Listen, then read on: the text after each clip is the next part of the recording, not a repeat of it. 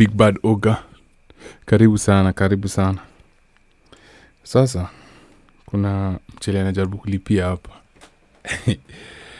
Na ile steam ya leo niko na machungu sana. Acha tu nikwambie ukweli. Let me be honest. I'm very angry. Kwa sababu, first of all, sijui kama mnajua hii story. Kuna huyu kijana fulani alifanya kitu fala sana. Kwa wapi? Fala huyu. Elvis. Sasa story ni mingi. Sawa. Let's go back.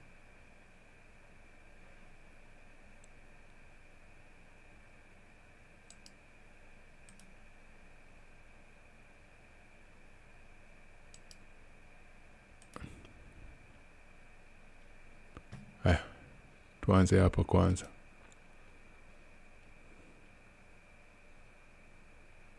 You have been charged with an offense of assault causing actual bodily harm contrary to section 251 of the Penal Code. Particulars are on 25th day of November 2025 at King's Towers, Ngong Road. Before you believe that PR statement from the Lighthouse ministers, we need to look at the CCTV. While everyone is busy crying, Pole to Mary Claire. Justice for Claire. Justice for Claire, and when you get worse. And she deserves all the prayers. We've been digging into Elvis Opio. How does a man lead worship on Sabbath and coordinate a contradicted hit on Monday? I'm showing you the exact moment the mask slipped at King's Towers. This isn't just a breakup, this is a system failure. Hii macho wengine naona? Moja inaona. Itarudi lakini. Let's call a spade a spade. In Nairobi we call it sponsorship, but in this case it was a financial trap. Elvis reportedly paid for Mary Claire's school fees, not out of the goodness of his heart, but as a down payment for ownership. The moment that girl got her degree and said, "I'm good, I can stand on my own," the sponsor turned into a monster. He couldn't handle the fact that his asset was now independent. Look at the timing. The attack happened right as she was starting her new chapter. Coincidence? I think not. Now let's talk about Lucas Ochieng. This is the man the media is calling the attacker. But let's be real, Lucas is just the small fish. He's the one who took the mob justice, while the big fish was allegedly on the phone asking, "Is the job done?" Imagine the audacity. While Lucas was being beaten to a pulp, Elvis was reportedly at the building where Mary was receiving first aid, just watching. CCTV doesn't lie. He walked right past her wheelchair. He wanted to see his work, in quotes, with his own eyes. Why was this man so bold? Why was he walking around the first aid site like he owned the corridor while a contracted hitman was being lynched outside? The ground is whispering. Sources are claiming that Elvis Opio isn't just a choir member. He's allegedly linked to the National Intelligence Service, NIS. Now, if you know anything about how power works in this 254, you know that an NIS connection is like a get out of jail free card. It explains the main character energy he had at King's Towers. It explains why he thought he could micromanage an acid attack in broad daylight and still lead worship on Saturday. Kutoka Uyugi akakuja tukamshika. Anasema anafanya NSS, ni kweli? Lakini hata kama ni NSS hayuko above the law. Sawa? Haja tuma na dinaji ya kuchome na acid. And where was the SDA leadership before this? The Lighthouse ministers suspended him after the acid was poured, but rumors on the ground say the red flags were waving for months. The threats, the allegations that he was a married man, the harassment of the victim. People knew. Why did it take a bottle of acid on Ngong Road for the church to distance itself? We need to stop protecting anointed men in quotes while the girls in the pews are literally being hunted. If the story is true, because I'm not an investigator.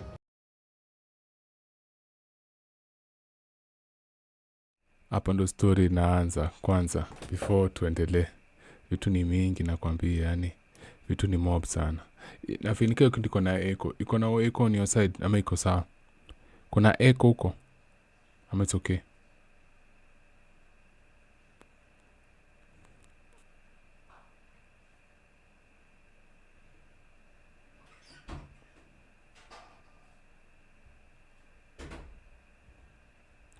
Iko sawa message. Taniambia tu compare. Hi. This is another story. Thank you for staying with us on Sunday Live. Police are investigating an incident in which a 24-year-old woman was allegedly doused with a chemical substance, severely burning her face. As you'll hear now from O'Day Francis, the woman, Mary Claire, is now fighting for her life at the Kenyatta National Hospital, while the suspect, Lucas Ochieng, is being held in police custody, awaiting to be arraigned on Monday. This is Mary Claire on her hospital bed after she was allegedly splashed with a chemical substance. According to witness, the assailant approached her as she was heading home, splashed the liquid on her and attempted to flee. The guy akakuja na alikuwa ameshikilia hivi. Hawa nimeshikia hivi. Akakuja kama amemwagia. Msichana alikuwa hii side. So alimwagia na yeye akapita hivi. Aliingia kwa kichaka. Walikuwa majamaa wawili. Mmoja alikuwa kwa pikipiki na sasa umemchoma ndo anatembea sasa aende apande pikipiki. Venye ule wa pikipiki aliona watu wengi wamemkujia, akaenda akaacha huyo jamaa. The suspect, now identified as Lucas Ochieng, was cornered by the crowd before police officers rescued him.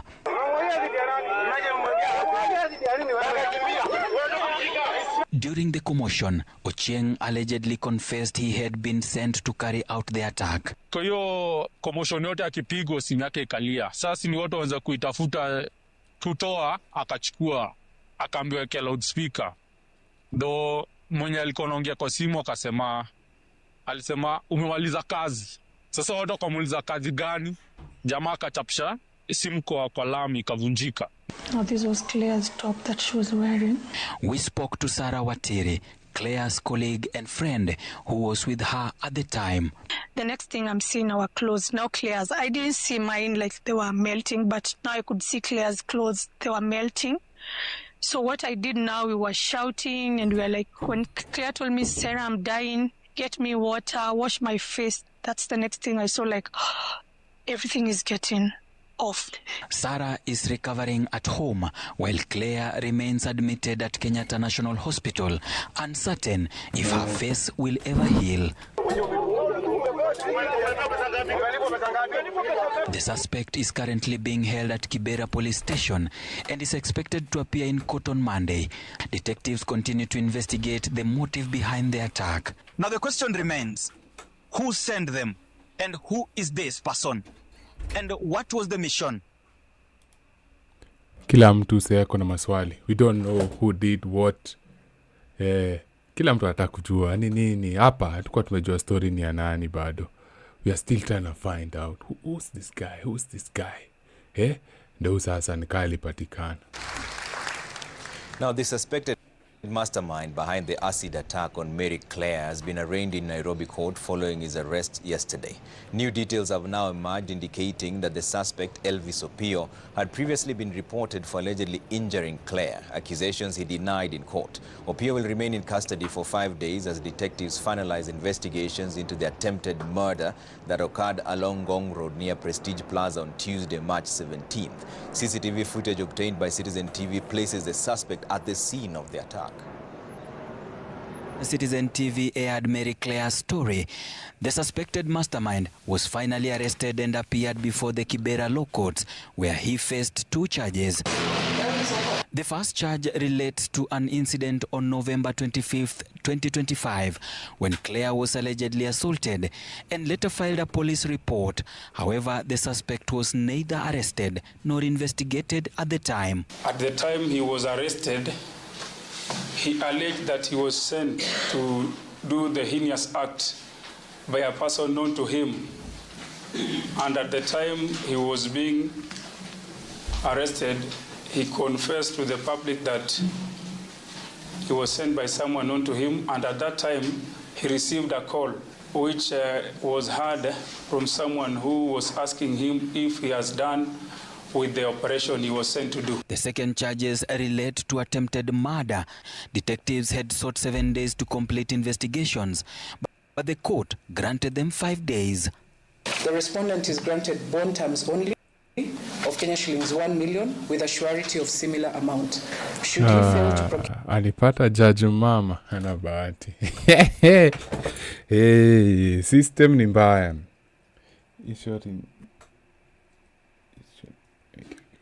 Hey, bro, hii ni mbaya. Alipata judge mama ana bahati. The said bond terms, I will allow the respondent to be held at the Kibera police station for 5 days for the investigations to be completed. Investigators sought more time to analyze the suspect's phone records from the day of the incident in a bid to triangulate whether Elvis had communicated with Claire before the attack and whether he was in contact. The man alleged to have poured acid on Claire on March 17th, 2026. Citizen TV has established that minutes after Claire was attacked, Elvis appeared at the same facility where she had been rushed for first aid. At 4:04 p.m., Claire is seen entering Equity Afya Hospital along Gong Road. About an hour later, Elvis is captured on CCTV entering the facility before leaving.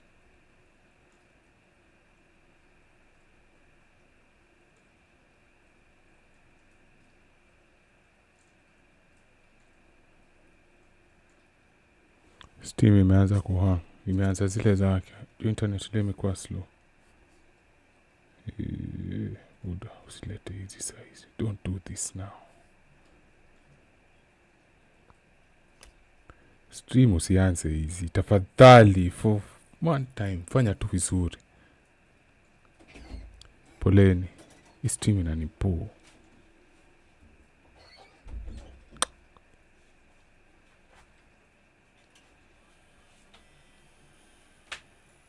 Imerudi poa ama bado?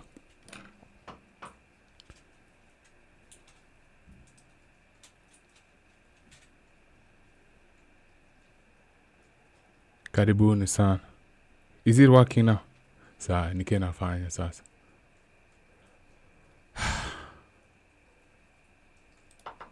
Leaving shortly after, as Claire is wheeled in. His presence at the hospital has raised suspicions among investigators that he may have had prior knowledge of the attack. As Claire and Sarah Watiri continue to receive treatment at Kenyatta National Hospital, another prime suspect, Lucas Ochieng, will remain in custody for 10 more days as investigations continue. Meanwhile, two families in Mombasa County are demanding justice after their loved ones were killed under mysterious circumstances.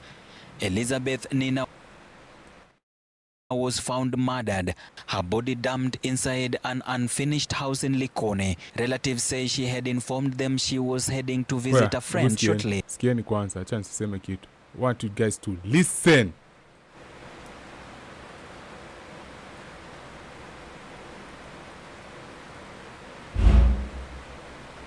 Sasa mnajua tu hii stima inaenda kupotea saa hii, but let me arrange hizi video. Kuna kitu nataka mulan vizuri. So, hii stima inaenda kupotea saa hii. Sawa, forgive me. I'll be back. Acha tu nipangie stream poa, video after video. Kuna kitu nataka muone na macho yenu nyi wenyewe. Sitaki muambiwe na mtu mwingine. Sitaki museme mulisikia sijui wapi. Sawa. Mnasikia hata si mimi.